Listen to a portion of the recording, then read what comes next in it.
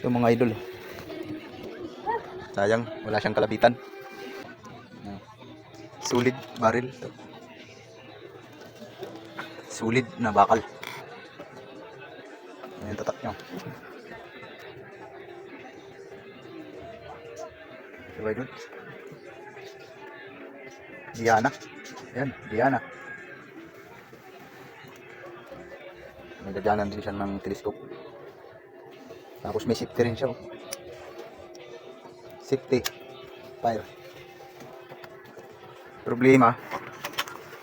Kinalas daw. Wala na yung kalabitan. Ito yung safety niya. Hindi ko alam kung magagawa ko to. Binili ko lang ito ng 1-1. Subukan kong ayusin. Malay natin maayos. So, laki ng spring. Walang kalabitan, gagawin ko muna bago ko kalasin. Sigurado ko singaw na to. Palitan na rin to ng mga gasket, o-ring, yung piston. Dito yun. Ito lang naman ang kakalasin. Ganda sa aking turma niya. Kala mo garan. Idol. Subukan kong ayusin. Gawan ko siya ng kalabitan. Ayan. Bye. Good morning. Good morning mga ka-Ergam. Meron tayo ditong unit. Kita ba? Indayana. Gawa ng Indayana. Marami na tayong nabago rito dahil napunta to sa atin. Walang kalabitan. Yan siya ngayon. May video to nung hindi ko pa ginagawa. Kasi lahat na to mga tornilyuhan, mga sira.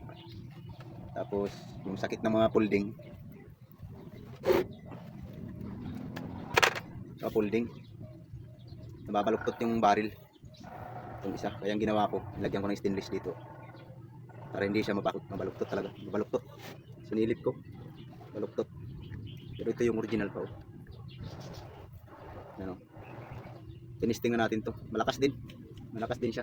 Abot siya ng 50 meters o 80 meters. Mga ganun. Mayroon din yung groove.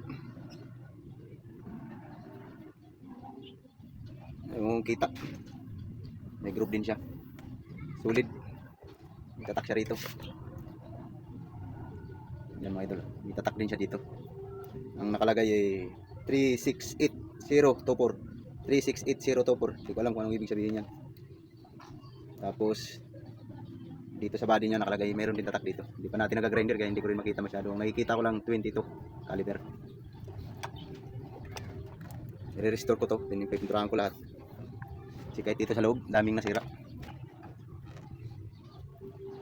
Nabili pala natin to 1,100. Kasi kala ko hindi ko na talaga siya mapapagana. Tapos nag-order din ako ng panibagong sapatilya. Yung sa air pump. Ayan mga DIY na lang. Kasi dito, maluwag na. Ito na lang lalagay ko rito. Ayan.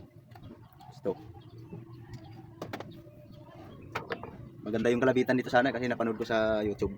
Ni-research ko siya. Kaso hindi naman tayo makakabili ng ganun. Kaya ginawa ko lang siya ng paraan. Ayan, so. Yung safety lock. May safety lock siya eh. Ganda sana nga. Ayun. Malaglag yung kalabitan. Ito yung ginawa natin. Solid. Solid na bakal. May spring niya. Sa lahat to, DIY na lang to. Winilding ko lang to. Ito pa yung original niya. Dito nakakabit yung kalabitan. Napakasimple lang yung kalabitan ito pero matigas din. Kasi napapanood ko nga sa online, matigas din. Ito, yung runner na to. 2 beses na to nabalik. Yung runner na yun. 2 beses na nabalik. Kaya pagkabalik, pag ganun, natatanggal to.